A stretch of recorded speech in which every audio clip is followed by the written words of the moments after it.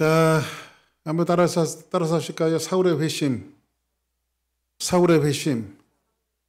자, 오늘 여러분들과 같이 봉독한 9장 1절부터 9절까지 있는 말씀을 가지고 사울의 회심이다 라고 하는 타이틀을 가지고 함께 은혜를 나누고자 합니다.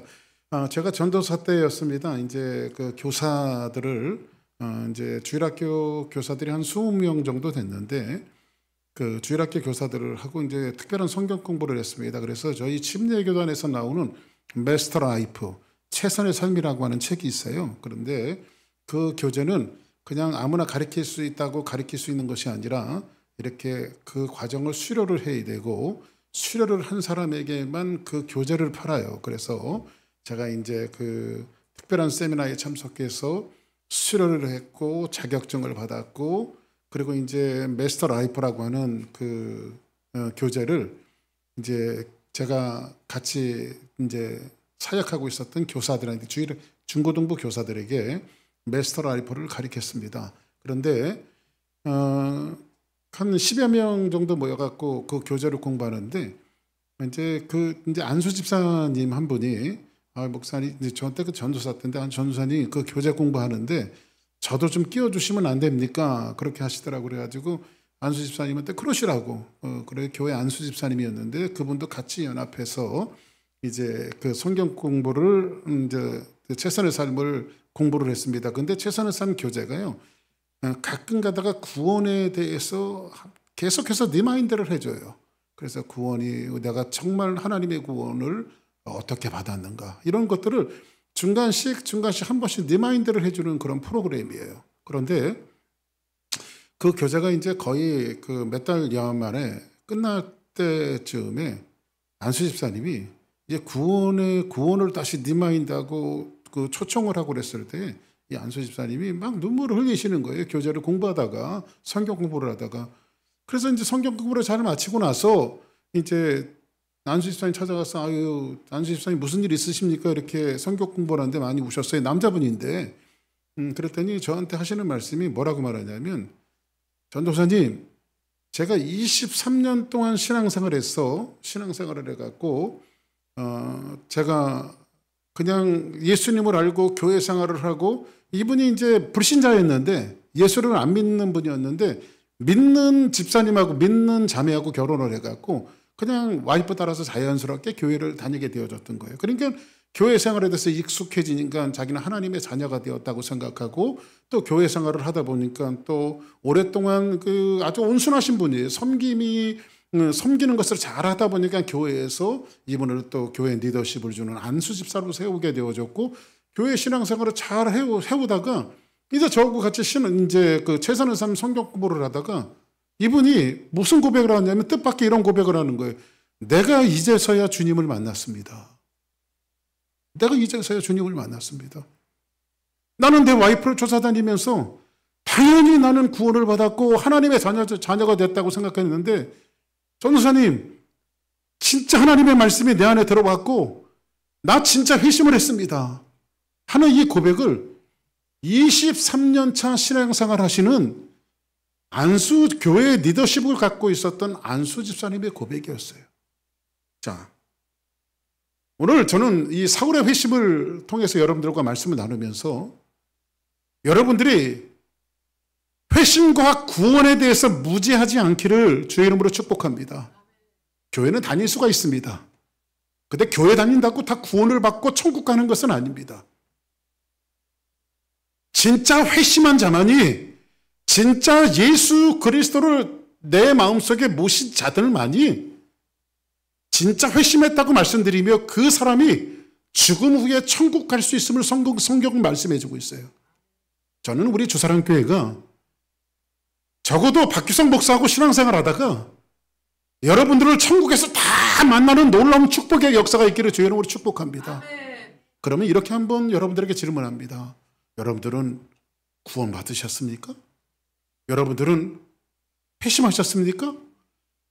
저한테 책이 있는데 어떤 목사님이 책 제목이 그런 책 제목을 썼습니다. 지옥으로 가는 그리스도인들. 책 제목이 어디로 가는? 지옥으로 가는 그리스도인들. 그 책을 보면요, 무시무시한 얘기가 많이 있습니다. 신앙생활을 10년 하고 20년 하고 30년 하고 교회 다닌다고, 주사랑교회 다닌다고 다 구원받고 다 천국 가는 것이 아니라 여러분들이 예수 믿어야 천국 간다. 할렐루야. 예수님을 여러분의 마음속에 모셔드리고 진짜 회심한 자만이 천국 갈 수 있다라고 하는 사실을 성경은 이야기하고 분명한 말씀은 우리에게 교훈해주고 있음을 여러분들이 아셔야 합니다. 자, 그러면 일반적으로 여러분들 회심은 세 가지로 나타납니다. 세 가지를 말하고 있습니다. 첫 번째 회심은 뭐냐면 오늘 이제 사울 같은 사람입니다. 사울은요, 예수자인들의 핍박했던 사람이에요. 교회를 핍박했던 사람이에요. 그런데 이 사람이 어느 날 갑자기, 오늘 말씀이죠, 다메섹에서 현현하신 예수님, 광채 가운데 나타나신 예수님을 만나고 뒤집어지죠. 그리고 나서 어느 날 갑자기 예수님을 만나고 주의 사역자가 되어지고 그리스도인이 되어지고 하나님의 복음 전도자가 되어지는 것들을 볼 수가 있습니다. 이렇게 회심한 사람들 중에요, 아주 익사이팅하게 하나님을 만나는 사람들이 참 많아요. 한국에 그 조영기 목사님만큼이나 굉장히 유명했던 목사님이 계십니다. 그 목사님, 그 한월산 기도원이라고, 이천성 목사님이라고 아마 다 한 번쯤은 들어보셨을 거예요. 그분 굉장했습니다. 성령운동이 굉장했던 분이에요. 근데 이분이요, 그 자유당 시대 때 깡패 출신이에요. 깡패하고 다리, 상위군인에다가 다리 한 짝이 없어요. 다리 한 짝이 이렇게 의족이에요. 고무다리를 해갖고 그러니까 걸어 다니시는 분이거든요. 그래서 이분이 상위군인들을 데리고요, 완전히 그 불황아로, 깡패로, 정치 깡패로, 이렇게 다녔던 분인데, 생긴 것도요, 진짜 깡패처럼 생겼어요. 누구죠? 어떤 필리핀으로 도망갔던, 나 잘 이름을 모르겠는데, 그 사람은 깡패라도 너무 곱상하게 생겼더라고. 근데 이분은요, 아주 진짜 우락부락하게, 그분한테 안수 받은 적이 있거든요. 안수 받은 적이 있는데 이분이요, 손으로 이렇게 하는데요, 제 고개가 들어갈 정도로 소뚜껑만 해요. 손이 이렇게 밀으면요, 그냥 쑥쑥 들어가요. 근데 그분이 하나님을 만났어요. 그리고 예수님을 영접하고 그분이 변화되어져서 성령 받고 목사가 되어져서 한국 강산에 정말 위대한 그 족적을 남겼던 그 목사님이 누구냐? 바로 이천성 목사님입니다. 근데 이분이 책을 하나 썼어요. 자기가 어떻게 깨졌나, 자기가 어떻게 주님을 만났나. 책 제목이 이런 겁니다. 와장창, 중창, 추창창창. 이게 책 제목이에요. 자기가 하나님을 만나고 예수님을 만나고 자기가 정말 그리스도인이 되어지고 깨졌는데, 자기가 주님을 만나서 와장창 깨졌고 중창 깨졌고 추창창창 깨졌다 해갖고 책 제목을 그렇게 써버렸어요. 막 하나님을 만났을 때, 내가 예수를 믿었을 때 드라마틱하게 만나는 사람들이 꽤 많이 있습니다. 어떤 사람은 죽을 병 속에서 하나님을 만나는 사람들도 있고요. 누구죠? 영적인 거성, 예? 미국에 나온 영적인 노렌 커니맨 같은 사람들 있잖아요. 노렌 커니맨 같은 사람 영적인 거성 아닙니까? 미국에 나온. 이런 사람들은요, 눈밭에서 생명이 죽어갈 때 하나님을 만나죠. 거기서요. 하나님의 음성이 들려오고. 그래서 평생 성령 사역자로 살았던 사람이 노렌 커닝맨 같은 목사예요. 드라마틱하게 하나님을 만나는 사람들이 굉장히 많습니다. 이렇게 회심하는 사람들이 있어요. 두 번째 회심하는 사람들이 있는데, 어떤 회심하는 사람이면 저 같은 사람이에요. 저 같은 사람은 어떻게 구원을 받았냐면요, 어릴 때부터 신앙생활 했으니까. 저희 어머니 쫓아서 시쳇말로 얘기하면 우리 어머니 뱃속서부터 저는 교회를 다니기 시작했으니까. 어릴 때부터 신앙생활을 했으니까. 자연스럽게 교회에 어릴 때부터 다녔고, 그리고 주일학교를 다녔고, 중고등부, 그리고 또 청년부, 계속해서 지금 사역까지 저는 신앙생활하고는 떨어보지는 않았습니다. 왜냐하면 신앙생활 안 한다라고 하는 자체는요, 거의 죽음입니다. 우리 어머니는 다 모든 걸 봐줘도요, 신앙생활에 대한 것들은 절대 봐주질 않아요, 저희 어머니가. 그래서 교회 다니는 것이, 저는 교회 다니고 신앙생활 하는 것이 굉장히 익숙합니다. 그런데 저한테 한번 여러분들이 물어보신다면, 목사님 언제 구원받았습니까? 몰라요. 언제 구원받았는지 몰라요. 그런데 분명한 것은 뭐냐면, 내 안에 주님이 계셨고, 그 주님을 생각하면 가슴에 감동이 있고, 그 주님이 나의 주인이시고, 내가 그 주님을 만나서 구원을 받았다는 것에 대해서는 너무 확실합니다. 그래서 구원받으는요, 그런 얘기 하죠. 언제 교회 다니십니까? 교회 다닙니다. 언제 구원받았습니까? 그러면 저 같은 사람은 머뭇거리는 거지. 내 안에 주님이 있지만 언제 구원을 받는지 모르거든요. 그럼 저한테 이렇게 물을 겁니다. 그 사람들은. 목사님 언제 태어났어요?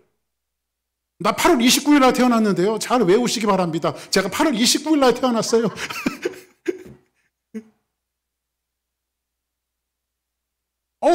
그러면 이 사람들이 이렇게 얘기합니다. 아니, 태어난 날은 알면서 어떻게 영적으로 거듭난 날을 당신이 모를 수 있습니까? 대단히 중요한 날인데. 그럼 당신의 구원은 가짜라고 말하죠. 그러면 여러분들, 제가 8월 29일 날 태어나면 어머니 뱃속에서 딱 나올 때, 야, 오늘은 8월 29일이네 이러면서 태어났을까요?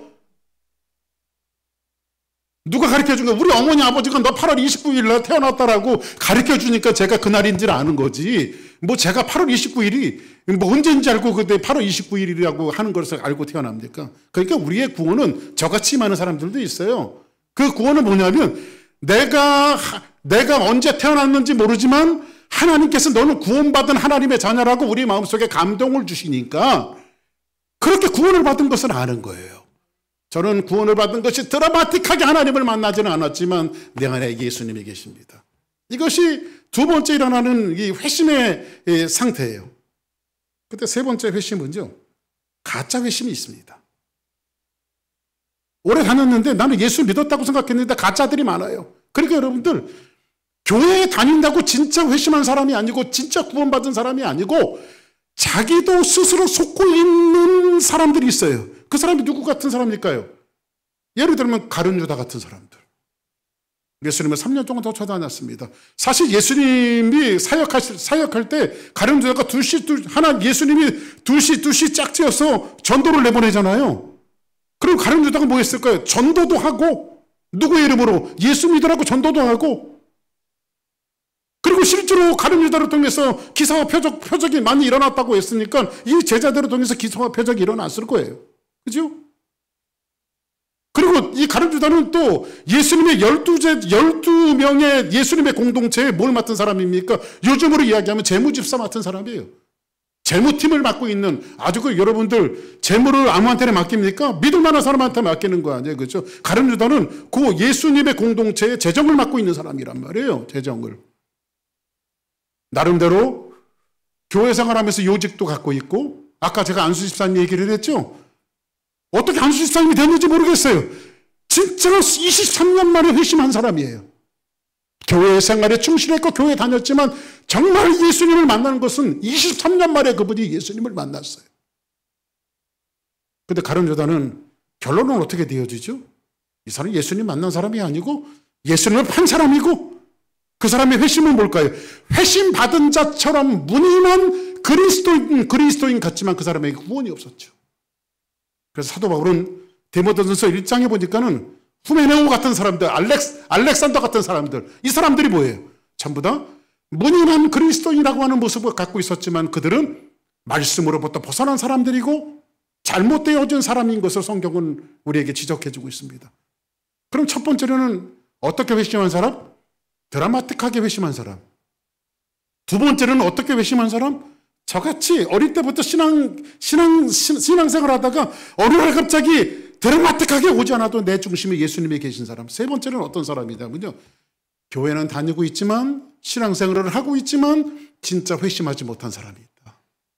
이렇게 세 가지로 우리가 구분해 볼 수 있는데, 오늘은 지금은 이제 사도 바울이라고 이야기하지만 사울의 전 이름은 사울입니다. 큰 자라고 하는 이름을 갖고 있는 사울인데, 이 사람이 회심한 이 사람은 첫 번째 해당하는 드라마틱하게 예수님을 만난 사람이에요. 이 사람은.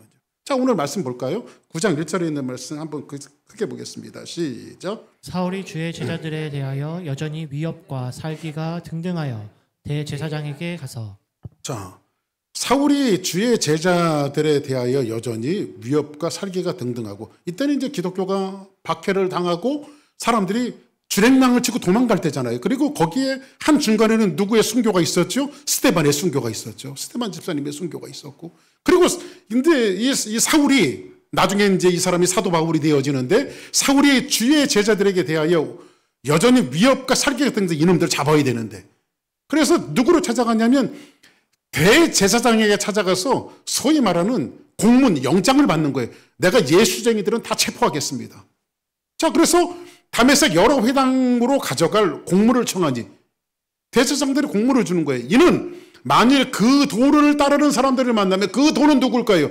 예수 그리스도의 예수님을 따라다니는 예수쟁이들. 우리 식으로 얘기하면 예수를 추종하는 예수쟁이들을 따르는 사람들을 남녀는 막론하고 결박하여 어디로 끌고 가려고? 예루살렘으로 끌고 가려고 제사장들에게 지금 그 영장을 받은 겁니다. 자, 그러면 사울이 왜 이렇게까지 할까요? 지금 어디까지 쫓아가냐면요. 다메섹까지 쫓아갑니다. 예루살렘에서 다메섹까지 거리는요. 한 240km 정도 돼요. 240km 정도 되어지는 건요. 여기에서 한 어스틴 정도 거리는 될 것 같아요. 그러면 여러분들 그때는 지금 우리 자동차를 타고 가지만은 그때는 이제 이 240km를 걸어가려면 5일에서 6일 정도 걸어가야 되거든요. 아니, 저 같으면 귀찮아서라도 안 가겠어요. 근데 사울은 왜 예수쟁이들을 잡으려고 예수를 추종하는 사람들을 잡으려고 끝까지 지금 외국으로 도망가는 사람들. 지금 다메섹은 외국과 국경이 그 다메섹만 넘으면 시리아예요. 근데 도망가는 그 마지막까지 왜 이 사울은 예수 믿는 사람을 쫓아갔을까? 왜 사울이 왜 이렇게까지 했을까요? 이 사람은요. 이 종교적인 신념이 대단했습니다. 종교적인 신념이. 어떤 종교적인 신념이 있었냐면 유대교는 하나님을 믿지만 예수님을 믿지 않습니다. 히브리 사람들은요. 메시아에 대한 사상을 갖고 있습니다. 아마 그 복음서에 사도 바울에 대한 사울에 대한 이야기는 나오고 있지 않지만 어느 허름한 청년이 나사렛에서부터 나오더니 센세이션을 일으킵니다. 물고기 2마리와 보리 떡 5개로 5,000명을 먹이시고 죽은 자를 살려내지는 않나? 안전베개 일으키진 않나? 소경의 눈을 뜨게 하진 않나? 문둥병을 고치지 않나? 아마 세상의 모든 사람의 시선이 예수님에게 모였습니다. 시선이 다 모였어요.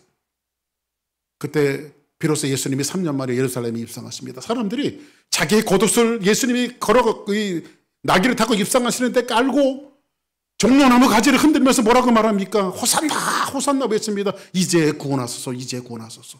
히브리 사람들은, 유대인들은 누구를 기다리냐면 메시아를 기다렸습니다. 예수님이 메시아라고 생각을 했어요. 근데 예수님이 초라하게 십자가에 못 박혀 돌아가시는 거예요. 이거는 유대인들이 생각하는 메시아가 아니에요. 유대인들이 생각하는 메시아는 로마의 압제와 억압과 힘듦과 어려움 속에서 자기를 구원하는 정치적인 메시아를 구했어요. 근데 예수님은 세상적인 억압이 아니라 죄에 눌린 사람들을 그 억압에서 구원하여 자유를 주는 것이 예수님의 메시아됨을 우리에게 가르쳐주고 있잖아요. 그러니까는 사도 바울이 볼 때는요. 이 예수쟁이들은 전부 다 이단인 거예요. 저는요, 이 말씀을 좀 이 말씀을 좀 보면서 현대 교회를 한번 생각해 봤습니다. 우리 교회도 마찬가지예요. 우리 교회는 뭘 추구하며 살아야 되는가에 대한 것들을 여러분들이 아실 필요가 있습니다. 내가 만든 신념과 내가 만든 그 신념이 우리의 종교는 되지 않습니까? 그 우월을 누가 범했습니까? 유대교가 범했고 나중에 카톨릭이 또 범해요. 그죠? 그래서 종교를 포장하고 만들죠. 그리고 포장하고 만든 거 신념으로 들어오면 그게 믿음이 되는 거예요. 그죠? 아마 사도 바울은, 사울은요, 그것이 자기의 신념이 되어서 다메섹까지 도망가는 사람들 그냥 내버려 두지 끝까지 쫓아가갖고 그 사람들을 잡아내려고 합니다. 그리고 나서 3절 한번 같이 볼까요? 자, 이제 다메섹까지 갔는데 여기서 격적으로 누구를 만나죠? 예수님을 만나죠. 한번 같이 있습니다. 시작. 사울이 길을 가다가 다메섹에 가까이 이르더니 호련히 하늘로부터 빛이 그를 불러 비추는지라. 사울이 예수쟁이들을 잡으려고 다메섹 끝까지 시리아의 경계까지 올라가갖고 예수쟁이들을 막 잡아대는 거예요. 근데 사울이 길을 가다가 다메섹에 가까이 이르렀더니 호련히 하늘로부터 빛이 둘러 비추는지라. 하늘로부터 뭐가 비치는지라? 빛이 둘러 비치는지라. 여러분들, 이 사건들은요, 유대인들에게는요, 낯선 사건이 아니라 낯이 굉장히 익은 사건입니다. 여러분들, 우리 가끔 이제 기도하다 보면 여러분들까지 우리 그리스도인들끼리 대화할 때, 나 하나님이 어저께 말씀하셨어, 기도 중에. 어저께 기도하는데 하나님께서 내 마음속에 정말 마음에 감동을 주시고 말씀하셨어. 그런 표현들을 가끔 써요, 안 써요? 쓰죠? 근데 실제로 말씀하셨습니까?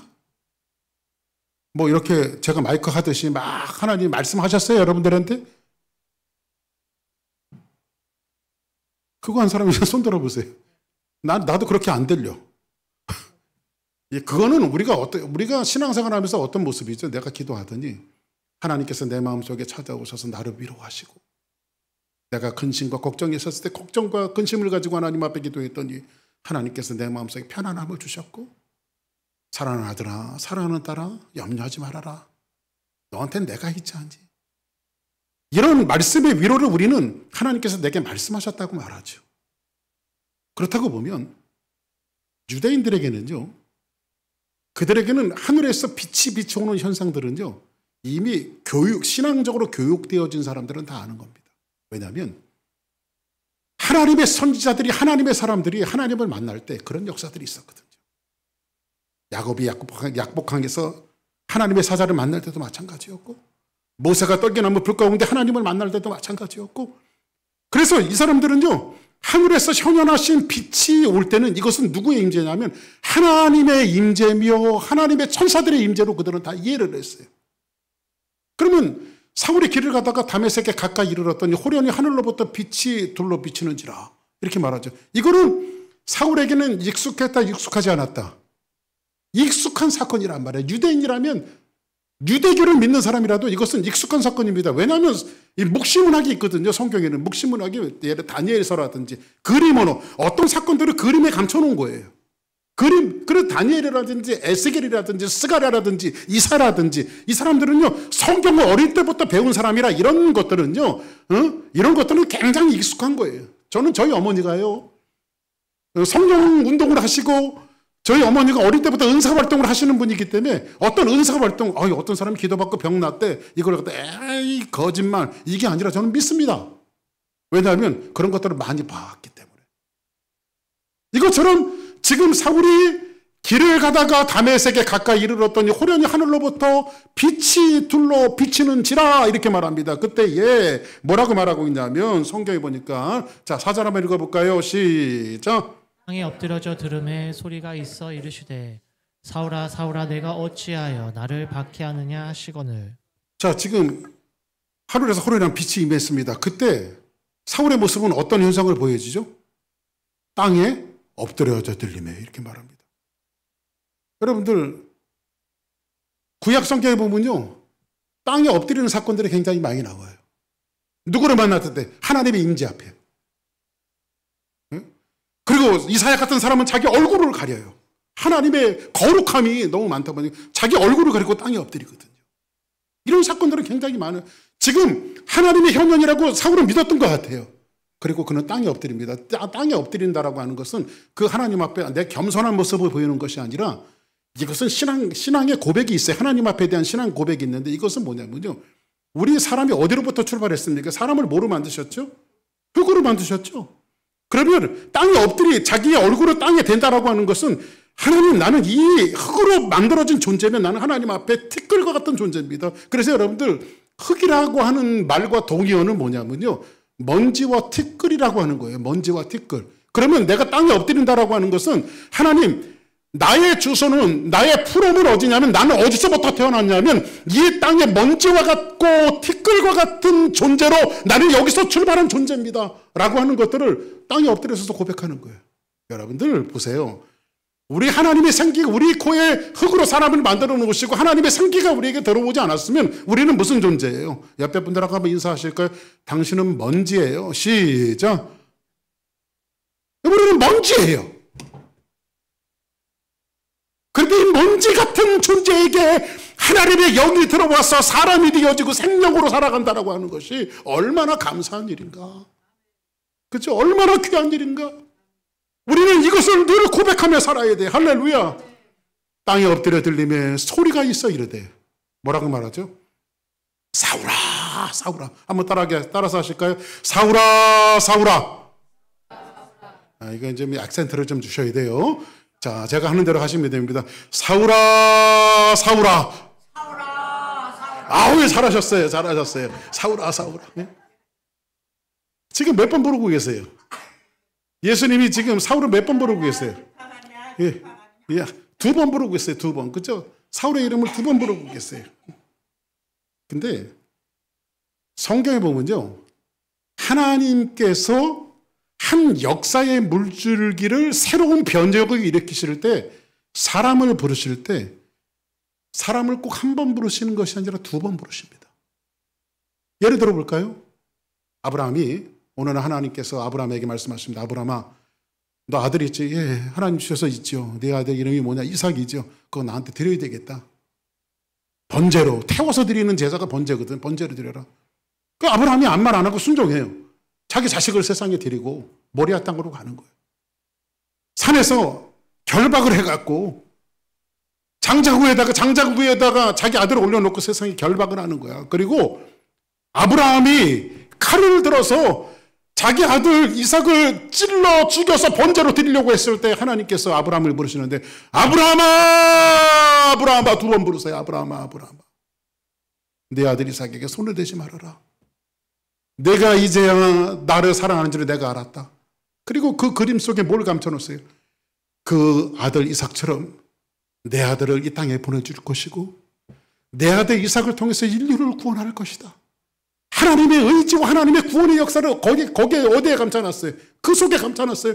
그리고 아브라함의 씨로 말미암아 이 세상에 하나님의 구원의 역사를 펼쳐나갈 것을 그 하나의 사건 속에 하나님의 구원의 계획을 담아 놓으신 거예요.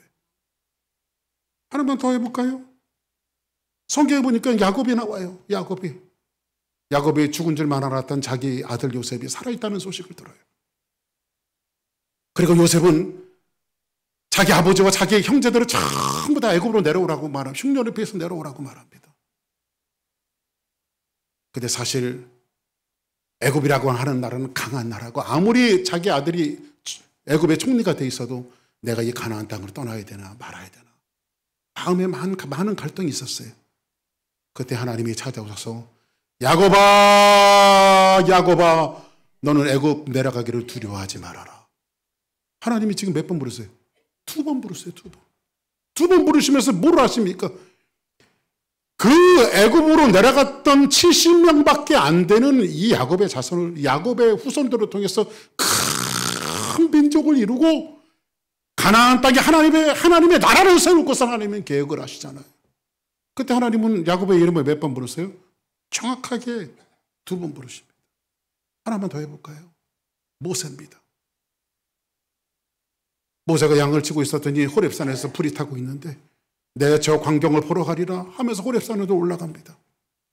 호렙산에 올라갔더니 그 떨기나무 불꽃 가운데 하나님의 음성이 들립니다. 모세야 너의 선 것은 거룩한 땅이니 네 발에서 신을 벗어라. 하나님의 역사의 물줄기는 어디로 갑니까? 모세를 통해서 인류를 구원하시는 역사로 하나님께서 역사를 바꿔나가시는 거예요. 그렇죠? 눈동자가 흔들리는 부분들이 있으니까 한 번만 더 할게요. 사무엘입니다. 사무엘.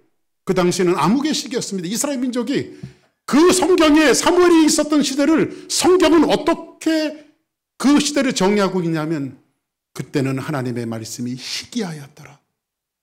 하나님의 말씀이 희귀했다라고 하는 것은 지긋지긋하게 하나님 말씀 듣지 않고 청개구리들만 다 모여 사는 거예요. 산으로 가라고 하면 물로 가고, 물로 가라고 하면 산으로 가는 이런 청개구리들만 이스라엘 민족들이 그런 짓을 하고 살던 시대에 하나님 말씀이 없으니까.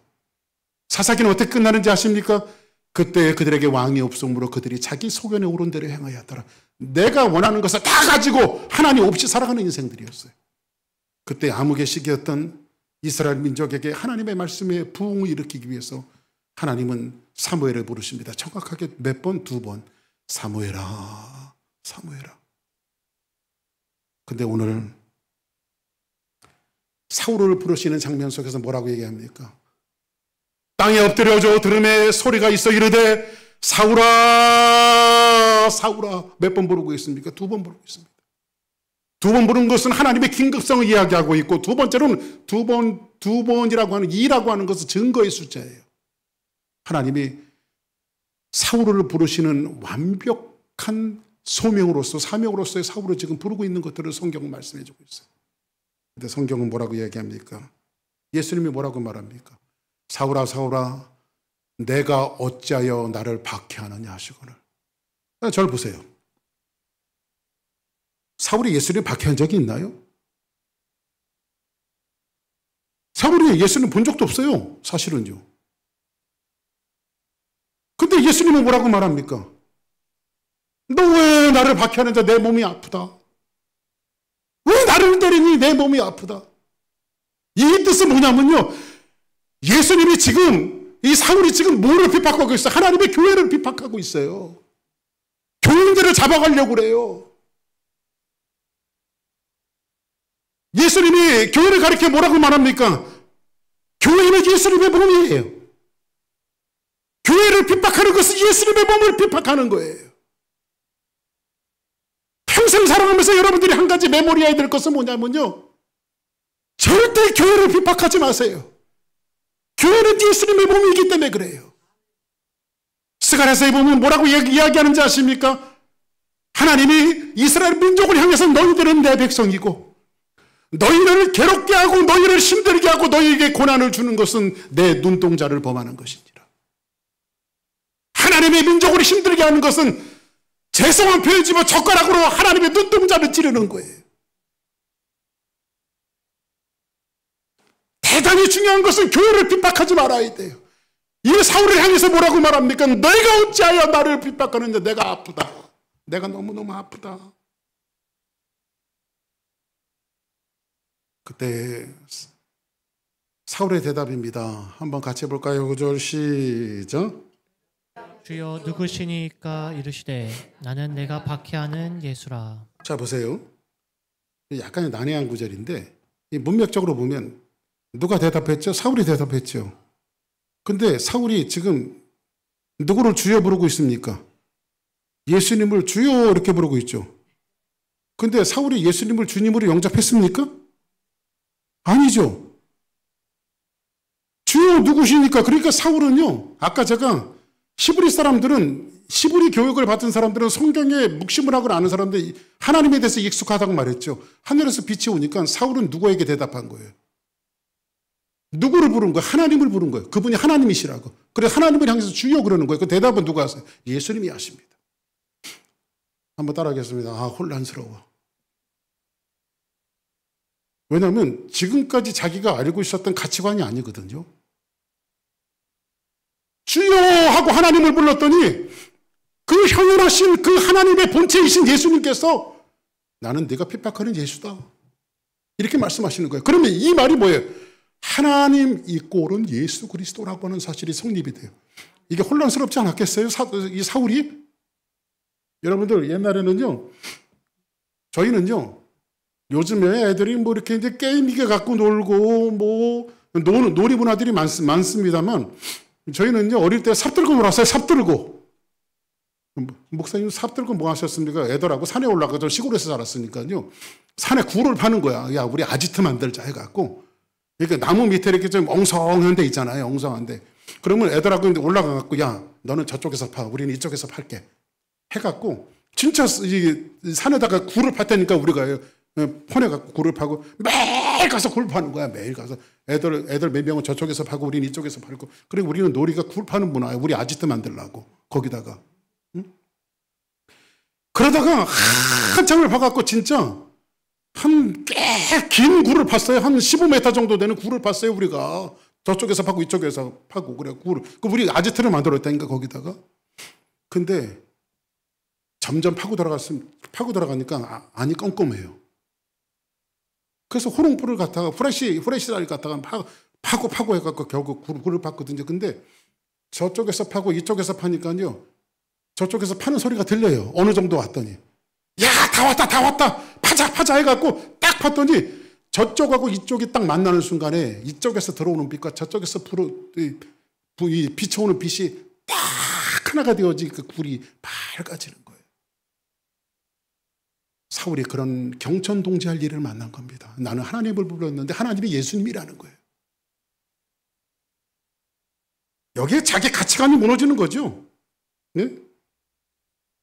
자기는 하나님을 주님이라고 불렀는데 그 주님이 나라는 거예요. 네가 부르는 하나님이 바로 나라는 거예요. 네가 하나님으로 믿고 왔던 그 하나님이 바로 예수 그리스도라는 거예요. 이 사울이 기절초풍하지 않았겠어요? 그죠? 응? 사울이 알고 있었던 모든 가치관이 다 무너지는 거. 그리고 그 앞에 사울 자체에 지금까지 알고 있었던 모든 자기의 지식과 개념들이 다 무너져 내리는 거예요. 그리고 거기서 진짜 하나님을 만납니다. 누구? 하나님의 본체이신 예수 그리스도. 이게 회심이에요. 할렐루야. 그래서 저는 몇 가지만 여러분들에게 오늘 말씀드리고 시간을 마칠게요. 미국의 순회 전도자, 설교자로 아주 유명한 목사님들은 한 번씩 이 책을 다 읽어봤는데 저도 물론 다 읽어봤습니다. 그 폴 워샤라고 하는 목사님이 회심이라고 하는 책을 썼어요. 회심. 진짜 회심은 어떻게 일어나는가. 이걸 8가지로 이야기하는데 제가 초스피드로 한번 얘기해 볼 테니까 회심이 어떻게 일어나는가. 여러분들은 한번 8개를 한번 점검해 보시기 바랍니다. 왜냐하면 대단히 중요하기 때문에 그래요. 우리 다 천국 가야 되잖아요. 옆에 분들하고 인사하십시오. 우리 천국 가야 돼요. 시작. 아멘. 절대 지옥 가면 안 돼. 할렐루야. 응? 근데 이분이 8가지 단계로 말하는데 첫째로는요, 진정한 회심은요, 생각의 변화다. 가치관이 변화되는 것이다. 한번 에베소서 1장 7절 한번 읽어볼까요? 시작.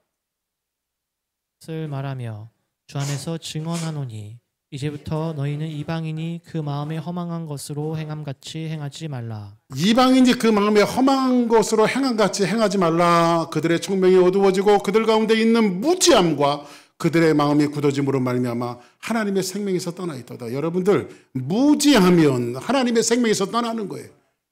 여러분들 진짜 회심은 어떤 거냐면요, 여러분들이 갖고 있었던 가치관이 다 변화되어지는 거예요. 내 생각이 아닌 거예요. 지금 사울이 누구를 만났어요? 하나님을 불렀더니 예수님이 나타났어요. 그리고 예수님이 하나님이래요. 그러니까 자기 가치관이 다 무너졌잖아요. 그렇죠? 그리고 사울이 고백할 수 있는 것은 뭐예요? 아, 예수님이 하나님이셨구나. 그분이 메시아였구나. 이게 여러분들 진짜 회심은 내 가치관이 무너지지 않으면, 내 생각이 무너지지 않으면 진짜 회심이 아닌 거예요. 예수님이 주님이신 줄 믿습니까? 예수님이 하나님의 아들인 것을 믿습니까? 그럼 여러분들이 회심한 사람들이에요. 두 번째로는요, 진정한 회심은요, 죄를 슬퍼하는 거예요. 성경 보니까는 내가 주께 범죄하여 주의 목전에 악을 행하여 싸우니 주께서 말씀하실 때 의로우시다 하고 주께서 심판하실 때 순전하다 하리라. 이 말이 이 시편 51편에 있는 말씀은 어떤 사람이냐, 이 다윗이 왕으로서 두 가지 동시에 두 가지 죄를 짓죠. 우리아는 전쟁터로 보내갖고 살인죄를 지고, 그리고 우리아의 아내를 자기가 빼앗아서 간음죄를 짓잖아요. 그렇죠? 그때 다윗은 하나님이 나단의 추상 같은 책망을 듣고 어떻게 말합니까? 꼬꾸라져서 죄를 슬퍼하기 시작해. 하나님, 이놈이 내가 미친놈이지. 하나님, 내가 미친놈이지. 응? 어떻게 내가 그런 죄를 줄 수 있냐고 막 통곡하면서, 성경은 뭐라고 말하냐면요, 얼마나 눈물을 많이 흘렸는지 자기 요가 눈물에 젖을 정도로 하나님 앞에 죄에 대해서 슬퍼했대요. 그래서 폴 워셔 목사님이 뭐라고 얘기하냐면요, 이렇게 이야기합니다. 신앙생활의 첫걸음입니다. 신앙생활의 첫걸음은 하나님이 좋아하시는 일을 하는 것이 아니라 하나님이 싫어하는 일을 하지 않는 거래요. 다시 한번 말씀드려요. 신앙생활의 첫걸음이 뭐냐면요, 하나님이 좋아하시는 일도 하는 것이 맞지, 그러나 하나님이 싫어하는 일을 떠나는 거예요. 몸서리치게 싫어지는 거예요. 옛날에 내가 살아왔던 그 모습들을 생각해 볼 때 몸서리 쳐도록 싫어지는 거예요. 막 그게 죄를 지었던 것들이. 이게 회심하고 거듭난 사람의 모습이라는 거죠. 세 번째로는요, 진정한 회심은요, 죄를 인정하고 고백하는 거예요. 어떤 사람은 죄 없다는 사람들 많잖아요. 그렇죠? 만약 우리가 죄 없다고 하면 스스로 속이고 또 진리가 우리 속에 있지 않냐며. 만약 우리가 우리의 죄를 자백하면 그는 미쁘시고 의로우사 우리의 죄를 사하시며 우리를 모든 불의에서 깨끗하게 하실 것이요. 어떤 사람들은 죄가 없다는 사람들 많아요.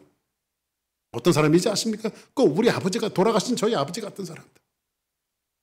저희 아버지는요, 그냥 그 인근에 저희 아버지 굉장히 소문 많이 나는 분입니다. 저희 아버지가 요즘 같으면 욕심을 가졌으면 국회의원 나가도 당선됐을 것 같아요. 왜냐하면 다 어르신들이 만나면 뭐라는 너희 아버지 같은 사람 없다. 굉장히 착하시다. 너희 아버지 같이 착한 사람 없다. 근데 우리 아버지는 하도 그 소리를 듣고 사니까 진짜 당신이 착한 줄 알아요. 근데 우리 아버지는 나쁜 사람이거든요. 왜냐면요, 다른 사람한테는 착한데 집안 우리 어머니나 우리 자식들한테는 이제 돌아보질 않은 분이에요, 그분이. 다른 사람한테는 잘해요. 근데 가족은 고생시켜요. 그리고 우리 가족들한테는 나쁜 아버지잖아요. 우리 어머니가요, 우리 아버지가 하도 보증을 써주고 보증 서주고 다니니까 그 뒷수습을 저희 어머니가 다 하고 다니는 거예요. 우리 아버지가 뻥뻥 남 도와준다고 좋은 일 하고 나면요, 그 사고 처리는 우리 어머니가 다 하고 다니는 거예요. 그냥 우리 어머니 어릴 때 모습은요, 돈 꾸러 다니는 모습이야. 우리 아버지 사고 처리하려고. 진짜 착하신 분이에요? 아니잖아요. 그러니까 사람은요, 자기 스스로가 의롭다고 생각하고 착하다고 생각하는 사람들이 얼마나 많은지 몰라요. 실제로는 그렇지 않은데. 그래서 우리는 진정한 회심은요, 하나님 앞에 나가 죄인인 것을 인정하는 거야. 한번 따라합시다. 나는 죄인이다.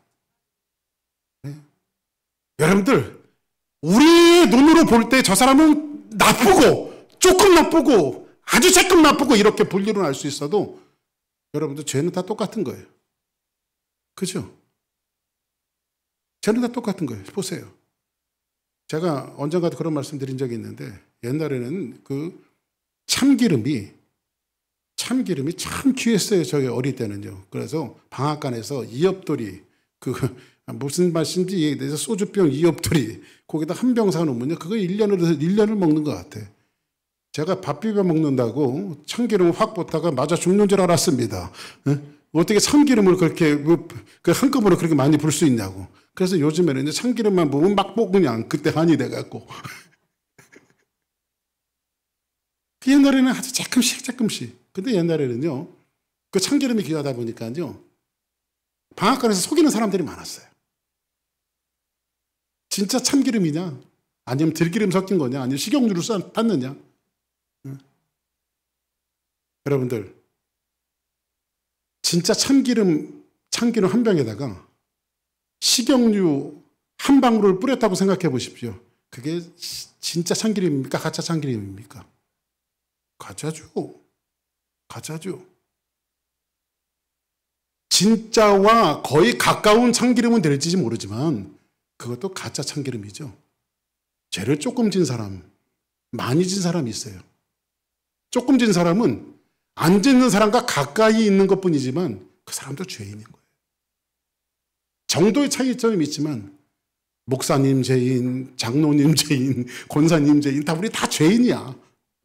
그러면 우리는 뭐 해야 될까요? 매일 죄를 자복하는 거. 이게 회심한 사람들의 모습이죠. 아멘. 네 번째 회심은요, 진정한 회심은 죄에서 돌이키는 거예요. 에스겔서에 보니까 그런즉 너는 이스라엘 족속에게 이르기를 주 여호와의 말씀에 너희는 마음을 돌이켜. 한번 따라합시다. 마음을 돌이켜. 뭘 떠났고 우상을 떠나고 얼굴을 돌려 모든 가증한 것을 떠나라. 야곱의 가정에 풍랑이 오고 시련이 닥쳐오기 시작했어요. 주변에 있는 나라들이 연합해갖고 야곱의 족속들을 쳐들어오려고 그래요. 야곱이 목 놓아서 하나님 앞에 기도할 때 하나님께서 야곱아, 내가 환난 날에 나에게 약속했잖니 너 베델로 올라가라. 근데 야곱이 자기 식소들에게 명령을 내립니다.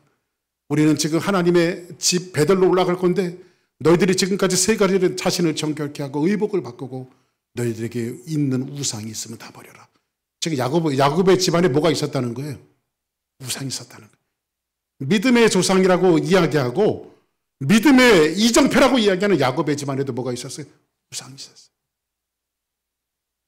우상이 뭘까요? 하나님보다 더 사랑하는 것. 하나님보다 더 사랑하는 것은 다 우상이에요. 여러분들이 돈을 사랑하면 돈이 하나님 앞에 우상이 될 수도 있고, 여러분들이 자녀를 너무 사랑하면 자녀도 하나님 앞에 우상이 될 수도 있고, 그래서 성경은 뭐라고 말합니까? 주 안에서. 아멘. 자녀들을 사랑할 때 주 안에서 사랑하고,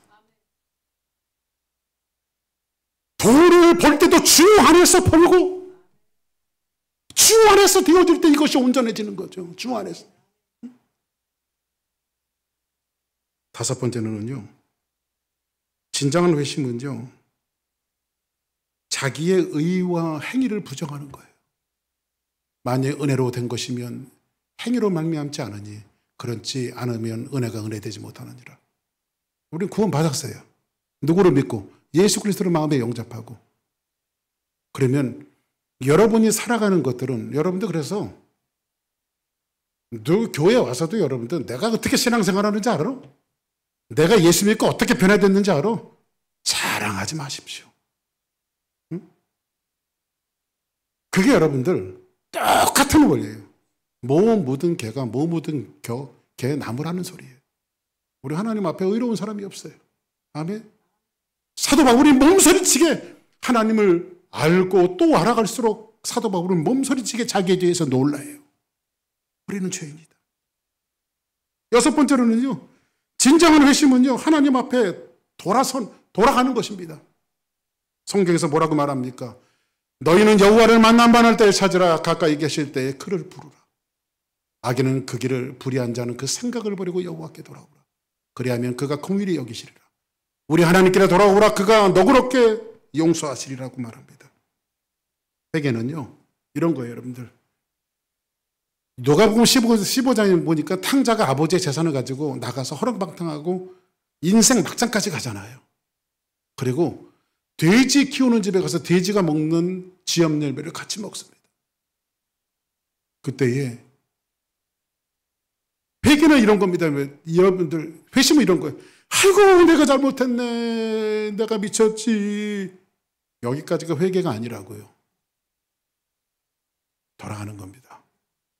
내 아버지 집에는 내 아버지 집으로 돌아가자. 탕자가 그래서 결심을 하고 한번 따라갑시다. 부끄럽고 면목 없고 쪽팔리지만 내가 아버지께로 돌아간다. 할렐루야. 그러면 아버지가 원하는 건 뭐예요? 탕자가 죄를 뉘우치고 눈물을 흘리면서 후회하는 것만이 아버지가 원하는 것이 아니라 너 나하고 같이 살자. 아멘? 너 나하고 같이 살자. 그 여러분들 진짜 회심한 사람은 누구예요? 죄로부터 돌이켰지만 하나님과 매일매일 같이 살아가는 사람이 회심한 사람들이라. 할렐루야. 그래서 우리는 왜 새벽에 나올까요? 오늘도 하나님이 필요합니다. 그래서 새벽 기도가 존재하는 거예요. 할렐루야. 가능하면 나오세요. 새벽에. 얼마나 좋은지 몰라요. 일곱 번째입니다. 진정한 회심은 복종하는 것이다. 이미 도끼가 나무 뿌리에 놓여 있으니 좋은 열매를 맺지 아니하는 나무보다 찍혀 불에 던져 사르느니라. 여러분들 보세요. 그 열매를 보고 그런 알진이 말합니다. 장로님 여기 농사 지시는데 농사가 참 잘 되더라고요. 너무 잘 돼요, 진짜. 저도 새벽기도 끝나고 물을 준 공로가 있지만 근데 여러분들 씨를 뿌릴 때 다 납니까? 장로님 다 나던가요? 안 나는 게 있죠. 왜 안 날까요? 씨 안에 생명이 없어서 그래요. 죽은 씨를 뿌렸기 때문에 그래요. 죽은 씨를 열매 맺지 못합니다. 살아있는 씨만이 땅에 떨어져 죽어서 거기에서 새로운 싹이 올라오는 거예요. 그러면 열매가 없다는 것은 뭐예요? 아, 나는 죽은 씨다. 그러나 여러분들 삶 속에서 열매가 있다는 것은 아, 나는 살아있는 씨다. 제가 언제 말씀드렸죠? 보통 농사에 정통한 사람이 아니면요, 사과나무와 배나무를 구분하지 못한답니다. 나무만 보고는, 왜냐하면 사과나무하고 배나무하고 비슷하게 생겼어요. 더 시뮬러. 비슷하게 생겼어요. 그리고 저와 여러분 같이 비농사꾼들은요, 언제 사과나무와 배나무를 구분할 수 있냐면, 사과나무에 사과가 열렸으면, 이거 사과나무구나. 배나무에 배가 열렸으면, 이게 배나무구나. 근데 배가 열리고 사과가 열리기 전까지는 그 나무가 같다니까요. 그 열매를 보고 그를 알지니. 아멘. 그래서 여러분들, 열매 없는 무화과가 돼서는 안 돼요. 예수님이 길을 가시다가 열매 없는 무화과, 입만 무성하다라고 하는 것은 종교적인 행위로는 번지르르한 거예요. 나무 형태를 잘 갖추고 있어요. 10년, 20년, 30년 종교인으로서는 조금 더 부족함이 없는 모습을 갖고 있는데 그 안에 열매가 없어요. 예수님이 저주하니까 바로 말라 죽잖아요. 우리 주사랑교회 성도들은 열매 있는 놀라운 무화과 나무 같은 축복자가 되기를 주의 이름으로 축복합니다. 마지막 한 가지입니다. 8번째는 진정한 회심은요, 지속적으로 깊어지는 거예요. 성경 뭐라고 말합니까? 나 여호와가 말하노라. 내 손이 그 모든 것을 지었으므로 그들이 생겼는지라 마음이 가난하고 심령이 통회하며 내 말을 듣고 또는 그 사람은 내가 돌보려는지 와 이렇게 말합니다. 회심의 열매는요, 한 번만 구원받고 끝나는 것이 아니라 주님 앞에 설 때까지 지속적으로 주의 길을 걸어가는 겁니다. 네? 그런 찬양이 있잖아요. 오늘도 하루길 나그네 길을 나 혼자 가야 해. 멀고도 험한 길 나그네 길을 나 혼자 가야 해. 구원받고 여러분들 홀로 걸어가는 길이 고달프고 힘들어도 이것이 주님의 손을 붙들고 걸어가는 길이라면 그것을 순종하는 사람들. 오늘 말씀을 정리합니다. 우리는 부흥을 얘기합니다. 우리 교회가 참 부흥했으면 좋겠어요. 빈자리마다 꽉 채워서 제가 하지 않아도 여러분들 입으로 목사님 예배당을 줘야 될 것 같은데 어떡하죠? 할 정도로 부흥했으면 좋겠습니다. 그렇게 될 겁니다. 근데 진짜 부흥은 뭔지 아십니까? 사람들이 모여서 의자를 채우는 그런 부흥이 아니라 여러분 앉아있는 한 사람 한 사람이 진짜 주님을 만나고 회심하고 거듭난 그 사람들이 이 자리에 메워지고 만들어지는 것을 성경은 부흥이라고 말합니다. 우리 교회가 그런 일들을 쉬지 않고 주님 앞에서 여러분들이 참 회심자가 되어서 그렇게 하나님 앞에 영광 돌리는 귀하고 복된 모습으로 세워지기를 주의 이름으로 간절히 축복합니다.